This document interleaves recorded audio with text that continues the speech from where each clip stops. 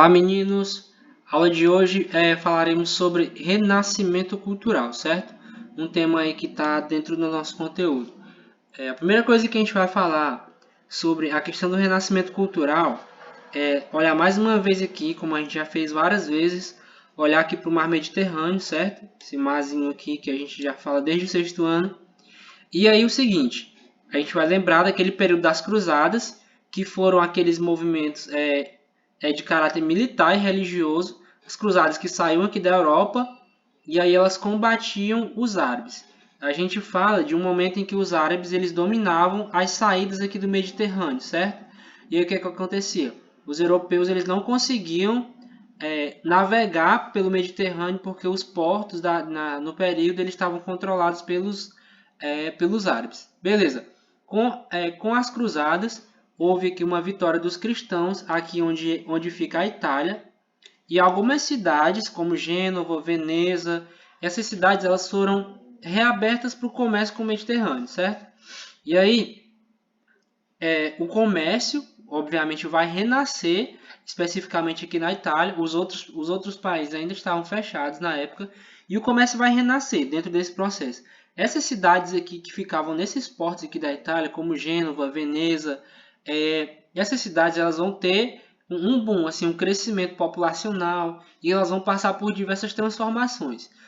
Transformações de caráter econômico, político, mas também cultural, certo? E é dentro desse contexto que a gente fala sobre a questão do renascimento cultural europeu. Beleza, vamos lá. Esse termo, renascimento ou renascença, ele faz referência a um movimento de mudanças culturais que aconteceu na Itália entre os séculos XIV e XVI.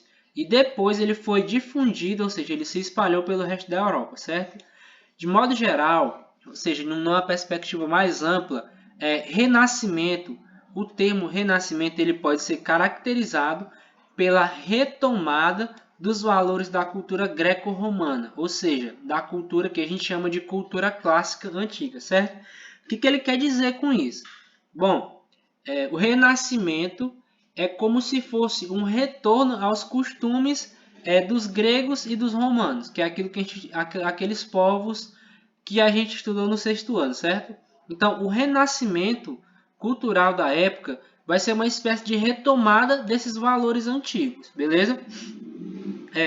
E ele vai dizer o seguinte, no período que se configura como a transição, ou seja, da mudança do feudalismo para o capitalismo, ou seja, aquele momento de mudança, de transição que a gente fala, que já expliquei para vocês, as artes, o pensamento e o conhecimento científico passaram por um processo de muitas mudanças, que foi denominado renascimento cultural. Aqui a gente tem uma definição, e aqui a gente tem 3 pontos aqui que vão definir o que foi esse renascimento. Vocês podem guardar essas definições aí, porque vai ser cobrado nas avaliações posteriores.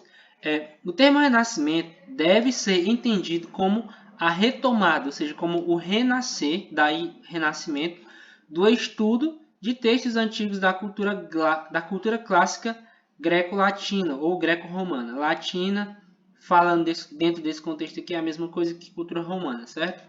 Beleza. Então aqui a gente tem algumas definições do que seria esse renascimento, certo? É um movimento que faz referência a mudanças culturais que aconteceram na Itália. É um movimento que que denota, que significa uma retomada dos valores da cultura greco-romana. É um movimento que também faz referência a esse período de transição do sistema feudal para o sistema capitalista, certo? Dentro da lógica da arte, do pensamento, do conhecimento científico, certo? E por fim, esse termo ele vai ser entendido também como um renascer dos textos da cultura clássica. Por exemplo, os textos de Platão, Aristóteles, que foram desenvolvidos durante o período clássico da cultura grega, certo? Os gregos antigos. Quando a gente fala de história clássica, a gente está falando de história de Roma Antiga e Grécia Antiga, certo? Que é o que vocês já estudaram lá no sexto. E aí ele vai dizer o seguinte, apesar de recuperar os valores da cultura clássica, o Renascimento ele não foi uma cópia dessa cultura, certo? Então, se eu colocasse, por exemplo, numa questão, podemos afirmar que o Renascimento cultural ele significou uma cópia exata do que foi a cultura greco-romana? Aí vocês vão dizer que não, essa afirmação não é verdadeira, certo? Ele foi uma retomada, mas não necessariamente de forma igual. Durante a Idade Média, a alegria, o prazer, o riso eram associados a forças inferiores, tanto do ser humano como do mundo sobrenatural. A gente está falando da Idade Média, que é aquele período em que a Igreja Católica ela controlou a produção cultural e a produção de conhecimento do período, certo? Então, por isso que ele diz aqui que essas coisas aqui, esses sentimentos aqui humanos, eles eram desprezados. Por quê? Porque o que eles valorizavam de fato era a questão espiritual, certo? Seguindo, questionamentos de ordem intelectual eram encarados como heresia. O que é ser um herege? Ser um herege na época da Idade Média contrariar as afirmações da Igreja Católica. O conhecimento oficial da época era o conhecimento da Igreja Católica. Então, se você de alguma forma contrariasse esse conhecimento, você automaticamente era considerado herege. Como, por exemplo, as pessoas que afirmavam que a Terra era esférica no período, elas batiam com a afirmação da Igreja Católica de que a Terra era plana, certo?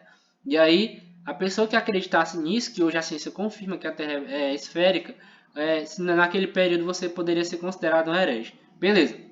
O Renascimento representou a redescoberta do conhecimento e do estudo fora do âmbito daquelas matérias permitidas pela Igreja. Ou seja, foi uma redescoberta do conhecimento, ou seja, uma nova busca de conhecimento e de estudos que estavam fora daquelas matérias que a Igreja permitia. Certo? Nesse período do Renascimento, os caras puderam estudar coisas além daquilo que a Igreja permitia que eles estudassem. Os renascentistas eles preocupavam-se principalmente com as questões ligadas à vida humana. Por isso, o movimento é identificado com o humanismo. Aqui, o homem ele começa a ser a figura principal da busca do conhecimento das matérias.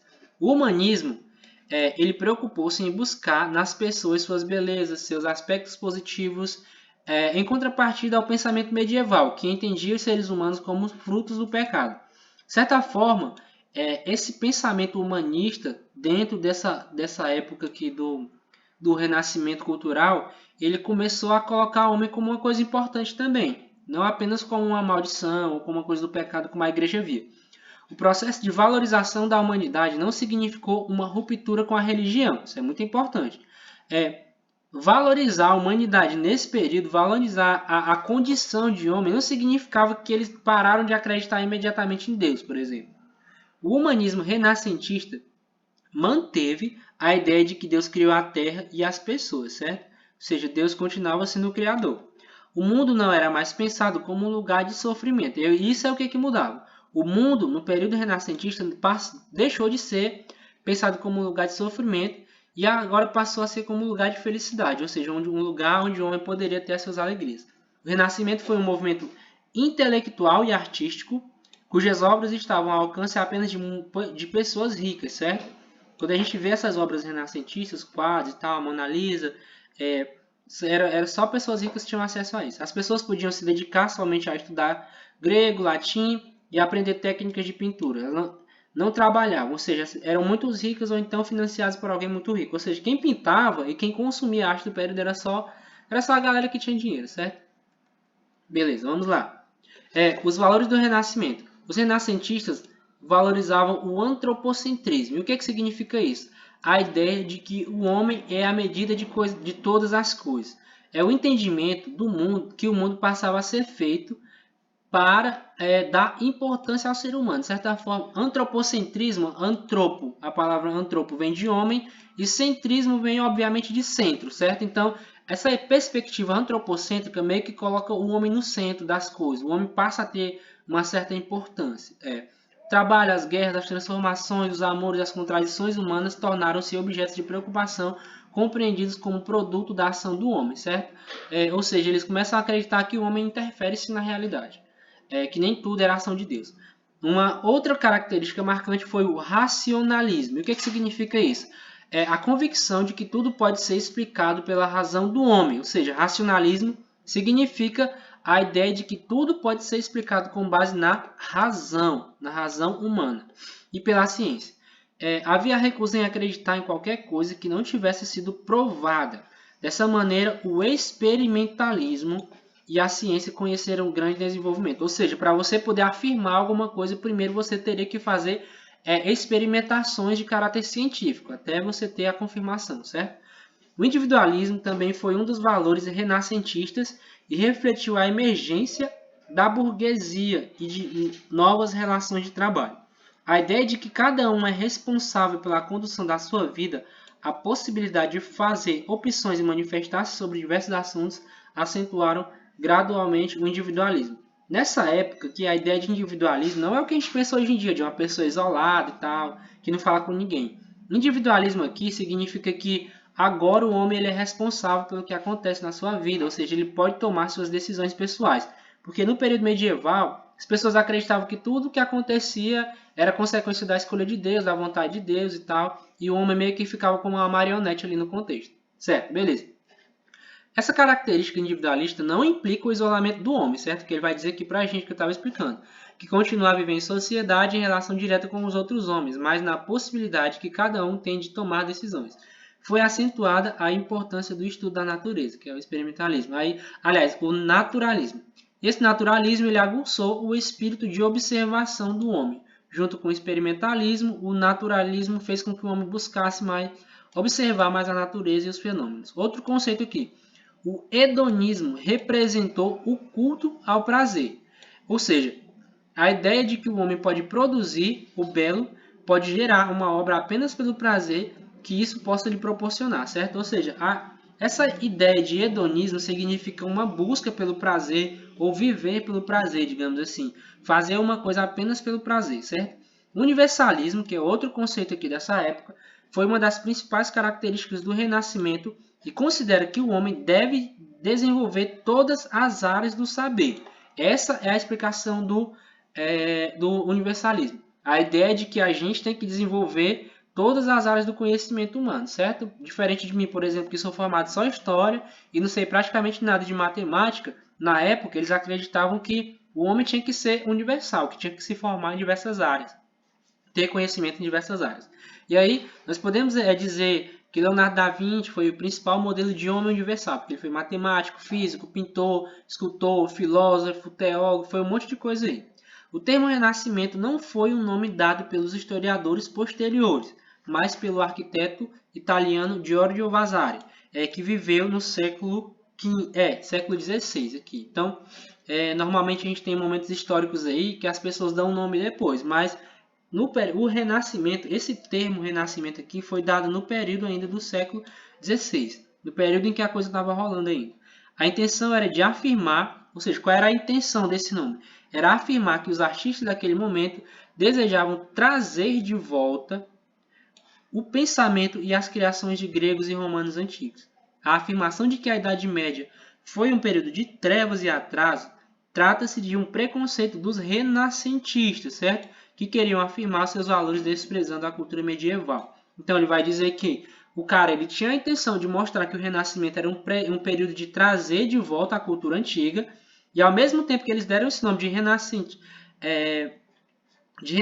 eles também chamaram a Idade Média de Idade das Trevas, ou seja, um período de escuridão em que não houve uma produção cultural e tal. Beleza, então a gente vai parar nesse ponto aqui e vai ter essa segunda parte da aula, porque como o conteúdo é muito extenso e precisa explicar direitinho, então eu separei essa aula em 2 pontos, certo? Daqui a pouco, na próxima aula, a gente vai falar sobre a Itália como sendo o berço do Renascimento.